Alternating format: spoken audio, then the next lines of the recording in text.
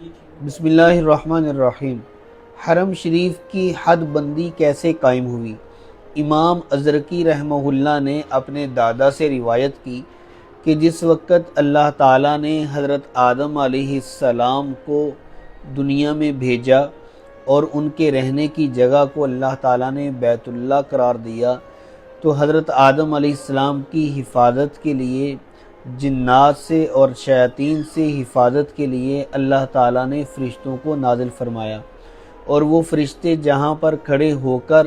اپنی ڈیوٹی دیتے، اپنی خدمت سر انجام دیتے اور حضرت آدم علیہ السلام کی شیاطین سے حفاظت فرماتے،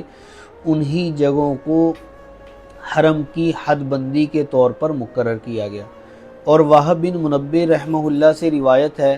کہ اللہ تعالیٰ نے جب حضرت آدم علیہ السلام کو دنیا میں اتارا اور ان کے لیے ساتھ ایک خیمے کا بھی انتظام فرمایا جہاں پر وہ ٹھہرتے تھے، قیام فرماتے تھے، تو اس وقت حجر اسود کی چمک اور دمک اور روشنی دور تک جاتی،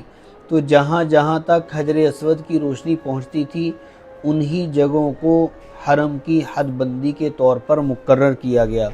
اور ایک قول یہ بھی ہے کہ اللہ تعالیٰ نے حضرت جبرائیل علیہ السلام کو حکم دیا کہ جا کر حضرت ابراہیم علیہ السلام کے ساتھ حج فرمائے، تو حضرت جبرائیل علیہ السلام نے حضرت ابراہیم علیہ السلام کے ساتھ حج فرمایا، اور پھر حضرت جبرائیل علیہ السلام نے ہی حد بندی کا اشارہ دیا